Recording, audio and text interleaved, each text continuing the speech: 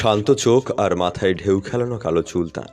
মাসখানেক আগেও তাকে হাতে গোনা কয়েকজন ছাড়া চিনত না কেউ, অথচ এখন তাকে এক নামেই চেনে সবাই, সমন্বয়ক নাহিদ ইসলাম, যিনি কোটা আন্দোলন থেকে স্বৈরাচার পতনের আন্দোলনে দেশের সকল শ্রেণী পেশার মানুষকে করেছেন সমন্বয়ক নাহিদ ইসলাম সম্পর্কে চলুন জেনে নেওয়া যাক। ঢাকার ছেলে নাহিদ ইসলাম, 1998 সালে জন্ম তার। সেই হিসাবে বর্তমান বয়স মাত্র 26 বছর, কিন্তু এই বয়সেই বাংলাদেশের 53 বছরের রাজনীতির ইতিহাস পাল্টে দেওয়ার অন্যতম নায়ক তিনি। হয়ে উঠেছেন বাংলার সাধারণ মানুষের মুক্তির নেতা। ব্যক্তিগত জীবনে নাহিদ ইসলাম বিবাহিত। তার স্ত্রীর বিষয়ে বিশেষ কিছু জানা যায় না। সরকারি বিজ্ঞান কলেজে পড়াশোনার পর নাহিদ ইসলাম যোগ্যতার ভিত্তিতেই ভর্তি হন ঢাকা বিশ্ববিদ্যালয়ের সমাজবিজ্ঞান বিভাগে। তার বাবা একজন শিক্ষক, মা ঘর সামলে সন্তানদের মানুষ করেছেন। দুই ভাইয়ের মধ্যে নাহিদ সবার বড়। নাহিদ ইসলাম বরাবরই মানুষের অধিকার নিয়ে সরব ছিলেন। বিশ্ববিদ্যালয় জীবনে জেনে বুঝেই তিনি রাজনীতিতে আসেন। 2018 সালে সরকারি চাকরিতে কোটা প্রথার বিরুদ্ধে তুমুল আন্দোলন গড়ে তোলেন ডাকসুর সাবেক ভিপি নুরুল হক নূর। সেই আন্দোলনের পরিচিত মুখ ছিলেন নাহিদ। ডাকসুতে নুরুল হকের কমিটিতে সাংস্কৃতিক সম্পাদক হিসেবে দায়িত্ব পালন করেছেন। ভিপি নূরের সঙ্গে কোটা বিরোধী আন্দোলনে সামনের সারিতে থেকে নেতৃত্ব দিয়েছেন এই ছাত্র নেতা। সেই থেকে ছাত্র রাজনীতিতে পরিচিত মুখ হয়ে ওঠেন।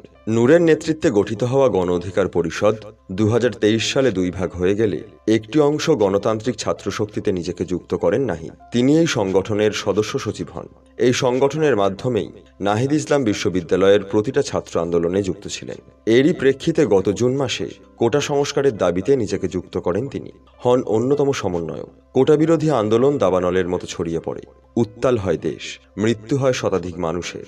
যে কোটা নিয়ে এত ক্ষোভ, সেই কোটা নিয়ে 21শে জুলাই বাংলাদেশের সুপ্রিম কোর্ট রায় দেয় সরকারি চাকরিতে মুক্তিযোদ্ধা কোটা 5% সহ মোট 7% আসন সংরক্ষণের নির্দেশ দেন আদালত। তারপরও আন্দোলন থামেনি। সুপ্রিম কোর্টের রায়ের আগে কোটা সংস্কার আন্দোলনের মাঝেই নাহিদকে অপহরণ করা হয়।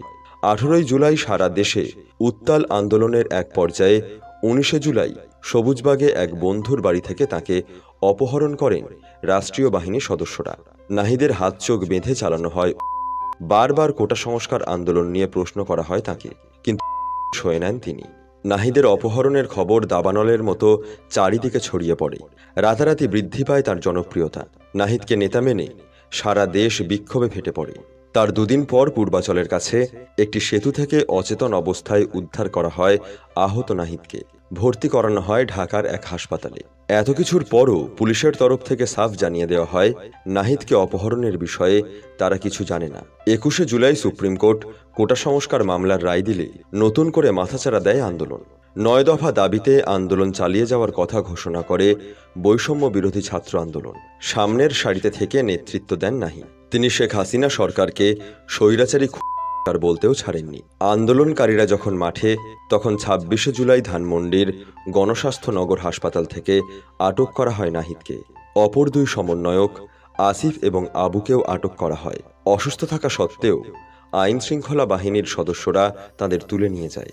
ডিবি পুলিশ জোর করে আন্দোলন প্রত্যাহারের বিবৃতি আদায় করলেও সাধারণ শিক্ষার্থীরা ষড়যন্ত্র বুঝে ফেলে, অব্যাহত রাখে আন্দোলন। চাপের মুখে তাদের ছেড়ে দিতে বাধ্য হয় ডিবি পুলিশ।